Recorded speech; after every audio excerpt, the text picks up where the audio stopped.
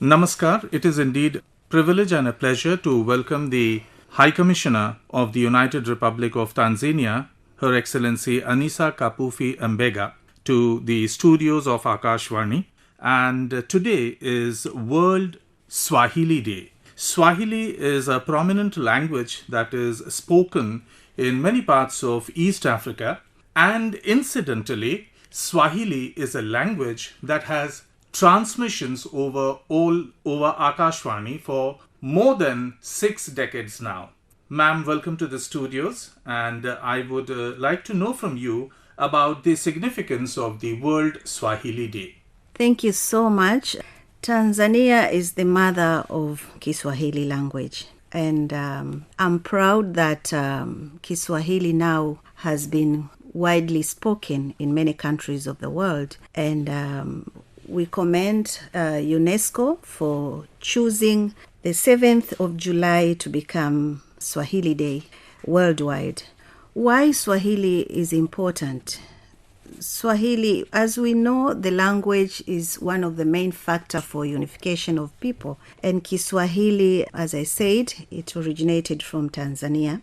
And it has been used widely to unify people in Tanzania, and that is why you see in Tanzania, if you go today in Tanzania, everybody speaks Swahili. And Tanzania has about approximately 120 tribes. Now you can imagine if each tribe speaks its own language, it would be somehow a chaos. But with the introduction of Kiswahili, and this was the effort of our father of the nation, the late Mwalimu Julius Kambarage Nyerere, who pioneered the use of Kiswahili, we are all united as one nation.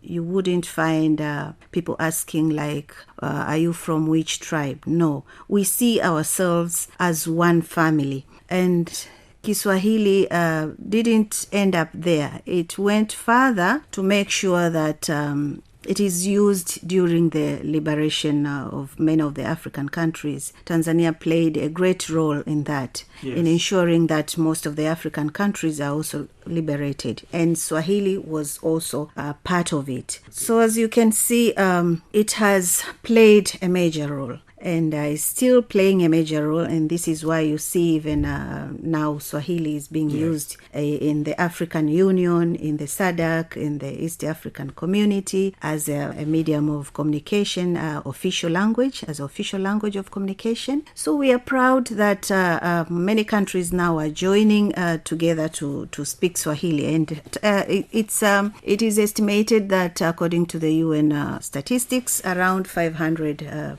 people worldwide speak Swahili, and we see that that's 500 million. Yes. Yeah, and the number will grow. Yes, will grow as we proceed on with the promotion of Kiswahili. Absolutely. Yeah, and that's a very nice analogy, Madam High Commissioner, that you drew between the fight against colonialism and the important role that Kiswahili language played.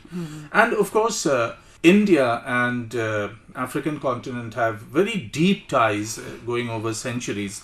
And especially with Tanzania, you mentioned about how the first president of Tanzania, Julius Nyerere, he was a very revered figure here too in India. So ma'am, High Commissioner, since you are the ambassador extraordinary and plenipotentiary of the government of Tanzania to India, how would you describe our bilateral relations?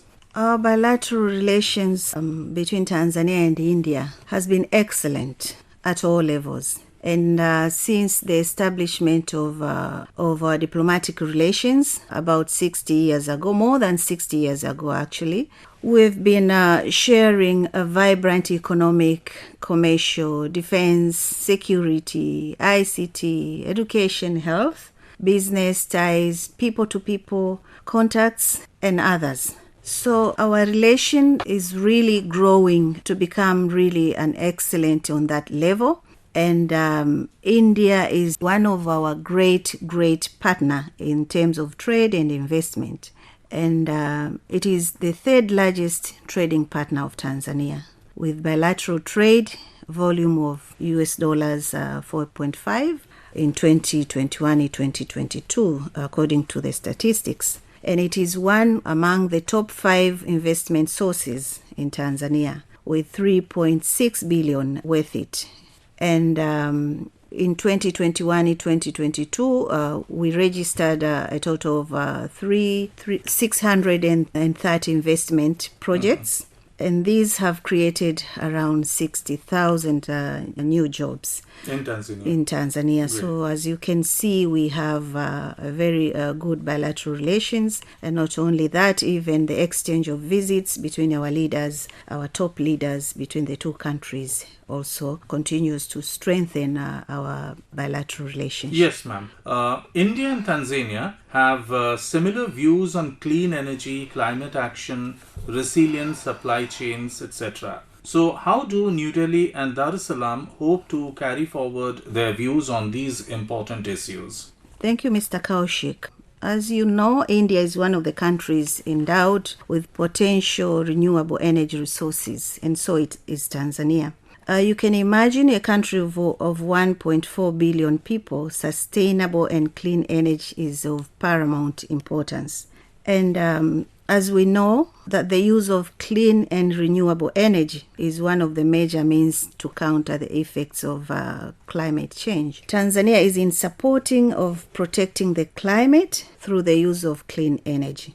And we have started implementing renewable energy projects as a step towards that direction. As we speak, we are about to finish a mega construction project of hydroelectric power, which will produce 2,115 megawatts. And we are still blessed with plenty of resources for renewable energy, including solar, wind, and others, which are yet to be tapped. And we know that India is also going to that direction of shifting from the use of fossil fuels to renewables. To the renewables, yeah. So Tanzania will continue to support the initiatives taken by India and other partner states in the view of protecting the environment.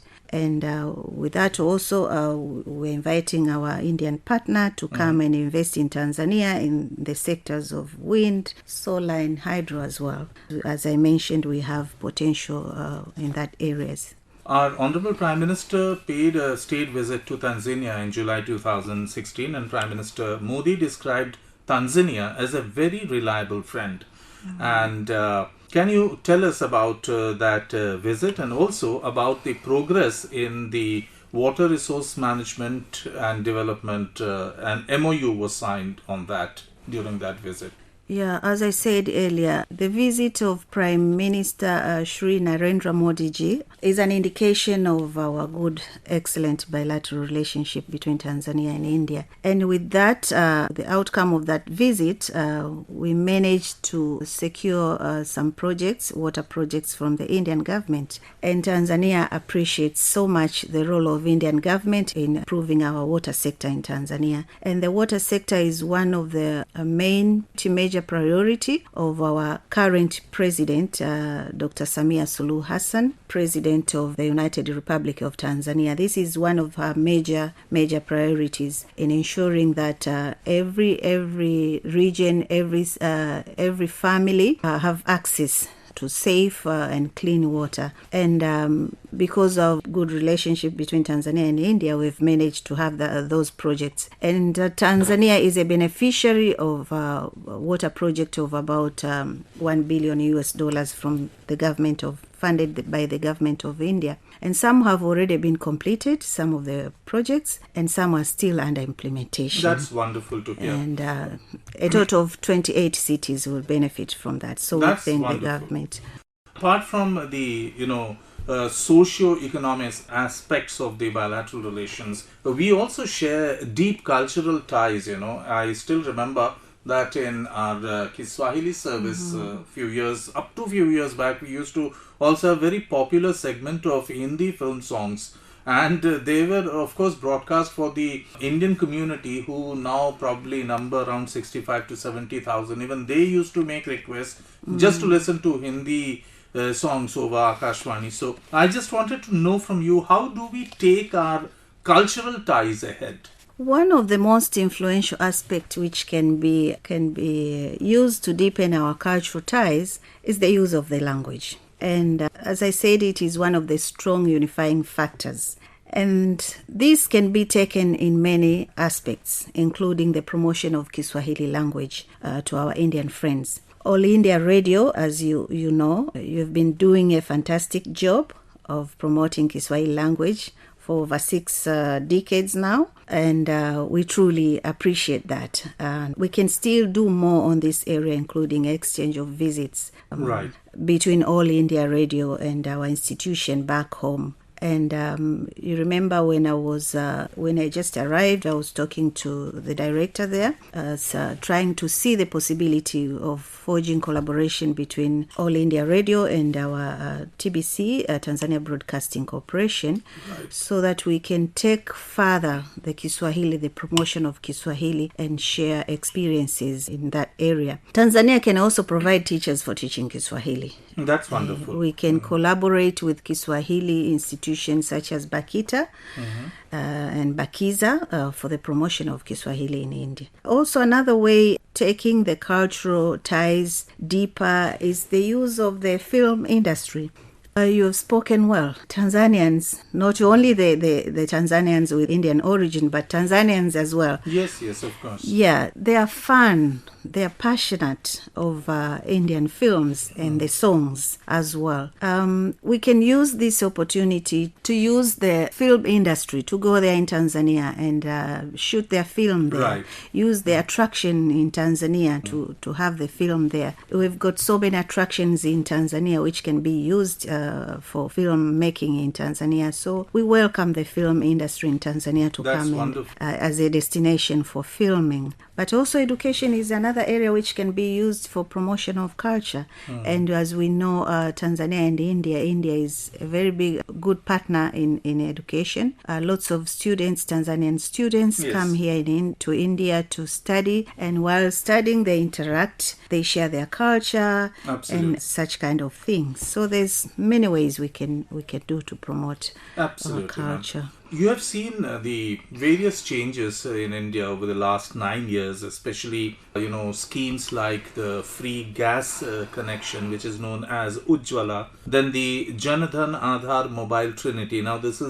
has been, appreciated by everybody from the World Bank to the IMF to the United States to the World Food Program, the free rations, direct benefit transfer, then digital, currency or digital transactions which take place from UPI. So India has got tremendous growth in science and technology, financial technology, etc. So how does Tanzania feel about this, and what are the lessons that Tanzania would like to carry from India's growth story? I would start by commending the leadership of Shri Narendra Modi ji, the Prime Minister of India, for his visionary leadership in taking India to another level, and especially in improving the social welfare of the people. We have seen many positive changes in India, and specific uplifting the underprivileged rural people. As you have mentioned through the programs such as Ujjwala, where the women gets access to free gas cooking. Yes, and previously they used to have this cow dung, wood, coal. Coal. Yeah, even in Africa, in our countries as well, we use coal. Some of the women in rural areas, they use coal. They use cow dung. Yes, cow dung, not coal, cow dung. And wood. It's the most common kind of thing to be used in our household. Fuel, yes. So getting access to almost 100 million families to the cooking gas facilities, it's really a great step. And just the thought of thinking that the rural people, the underprivileged, especially making sure that they have access to this kind of facilities, it's a big applaud to the government. And we have also seen during the COVID-19 pandemic, we understand most of the countries were under lockdown. And as you know, if you are locked inside, you're locked up inside, and especially for those poor people who depends on going outside from daily to daily to get their services and food and everything. So the Modi's government did a tremendous job in that aspect as well, by providing a ration to almost 800 million people continuously for 28 months. This is also not a joke. Yes, not at all. No, Yeah, and now I'm yeah. happy to inform you that the free ration scheme is still continuing. Continuing. It is not stopped. You can so see. that more than 80 crore, that is, as you rightly mentioned, more than 800 million people have that food security. The basic food security is ensured and it is guaranteed by the government of India. Yeah, now you can see that 800 million people. Well, our population in Tanzania is around 62 something million people. Now multiply by 800 people, you can see the magnitude of that. So for the government to chip in and make sure that the people have food and everything, this is really a commendable job for the government. Under the JM, Trinity and other schemes, as you've mentioned, the government also has succeeded to provide cash as subsidy, especially to farmers. Farmers, students and scholarships and yes. So what I actually wanted to ask you is, can you learn from these absolutely this thing, and maybe for bettering the lives of the people in absolutely. your country? What are the message that you would carry? Absolutely. Tanzania has a lot to learn from it, and I would just tell you that we have started working on some of the aspects. Wonderful. We had our delegation previously, I think it was 4 months back, who came to Tanzania. It came to India and learn about especially this type of the cash transfer and the Aadhaar, how the Aadhaar works with the fingerprints and everything. So we are learning slowly. Of course, on the aspect of food rationing, we are not yet there. For the 800 million people, we still have a lot to do on that.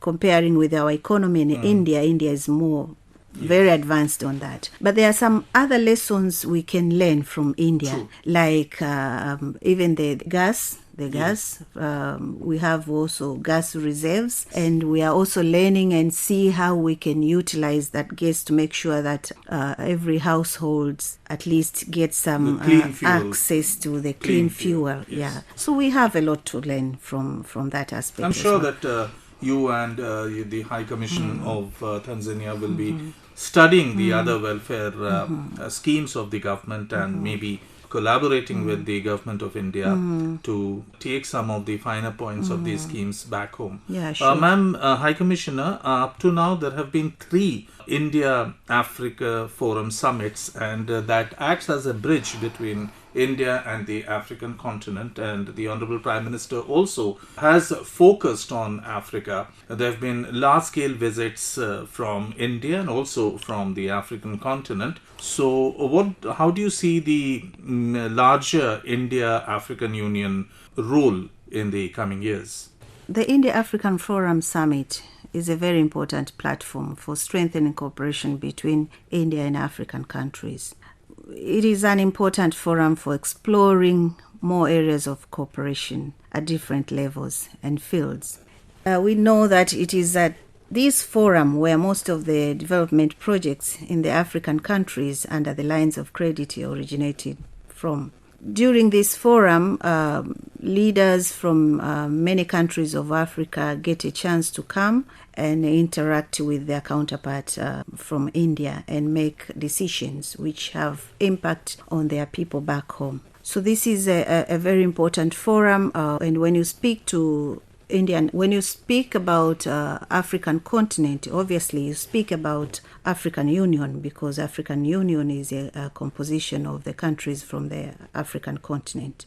So the Indian African Forum Summit, it's one of the important forum which Africa and India can collaborate in many areas and strengthen their collaborations to the highest level. India has also proposed for inclusion of the African Union as a permanent member of the G20.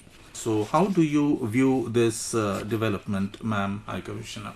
Yeah, we know that India is a giant country, a subcontinent for that matter, with an economy of around $3.5 trillion. and it is projected to reach around $35 trillion in 2047. If you look at this, it tells us that in the coming years, India is going to be one of the very most influential and powerful countries in the world. The Indian government, first of all, I would like to commend the Indian government for attaining the presidency of the G20. And I would also like to commend the leadership of Shri Narendra Modi ji and his visionary leadership, coupled with the spirit of Vasudhaiva Kutumbakam. Wonderful. Meaning the world is one family. Yes. Yeah. We can see with that spirit of Vasudhaiva Kutumbakam, India is that type of a country which likes to embrace others. Yes. And sharing with her partner friends, with her partner countries, with her people around the continent of Africa. We are speaking here of India and Africa alone. So with this spirit of Vasudhaiva Kutumbakam, we can see the decision of India to propose the inclusion of African Union into the G20 as another milestone of achievement of the relationship between India and Africa. And this will take it to the next level, of course. Yes. Madam High Commissioner, you have been in India. Now you're serving as the High Commissioner of the United Republic of Tanzania. But before that, you were also a student here, maybe 150 or 160 kilometers away from Delhi at Aligarh. So what do you like most about India? And could you share with the listeners of Akashvani any interesting memory that you may have of your student days? Thank you so much, Mr. Kaushik. This is a very dear question. Yes, grateful. I'm very grateful. First of all, we are honored, ma'am. Yes, I was a student in Aligarh Muslim University, Uttar Pradesh. During my days there as a student, it's very different now from being a student and being the High Commissioner. True. So as a student, you won't get so many chances to explore many areas, but we had such kind of cooperation within ourselves as students with our Indian friends. And I learned a lot. The Indian culture. I learned a lot. I made friends with the Indian friends. I grew up to love the culture and the Indian cuisine. Much as we have our Indian community back home, but that was an added advantage being a student in India. The feel of being in India itself. Yes. So you learn a lot. You learn the culture, you learn the language, you learn how the people live, you make friends and others. And as you know, Indians are very diverse in culture. Yes. And but despite of this diversity, there's a very high respect for humanity. Yes. And which is a very good for us, for good thing for everybody to embrace it. And when I came as the High Commissioner to India, the first thing I felt at home, I think it was around October, I'm not certain, but around that time, I would say that I would like to take this opportunity to express my appreciation to the Minister for External Affairs of India, Dr. Jaishankar, for inviting us, heads of missions, to go to the Gujarat and have a visit there. We had a chance to visit Gujarat, where the Prime Minister comes from. We had a chance to visit and participate in the great Garba dance. Oh, wonderful. That was a very enjoyable moment. And we participated, we danced. True. It was very enjoyable. And it was my very first time to see such a huge crowd dancing in, I would say, in controlled movement patterns. Yes. It's such a nice vision to see it. So that also made us see the culture of India, and we're still enjoying it, we are still learning it, right. We're still embracing it. Can you just tell us about which is your favorite Indian film or Indian film song or any favorite cuisine of India that you relish? I love paneer. Okay. In any form, be Okay. it grilled paneer, be it karai paneer, be Okay. it in whatever form, be it that one which is mixed with the green vegetable, palak paneer. Yes. So I love paneer. With the film, as I said, Tanzanians, we love Indian film a lot. We Right, enjoy, even though we don't understand, but we do enjoy it. Right. There's one film by the name of Disco Dancer. Yes, of That course. one, that one I remember, and it's a very old film. Yes, made in the late 1980s. Yes, and the main character was Mithun Chakraborty. Yes, Mithun Chakraborty, yes. Yes. So we love that kind of music. But Shah Rukh Khan is very famous in Tanzania. Everybody knows Shah Rukh Khan. When you ask, everybody knows Shah Rukh Khan. Yeah, so we love it. And the Indian songs have got very unique tone, which you wouldn't find it anywhere. And that tone is fantastic. On that note, Madam High Commissioner, thank you so very much for giving us your valuable time and gracing our studios and talking to both the English and the Kiswahili teams of Akashvani. It has indeed been a pleasure and a privilege. We thank you for joining us in the studios, and namaskar. Thank you so much, Mr. Kaushik. Namaskar.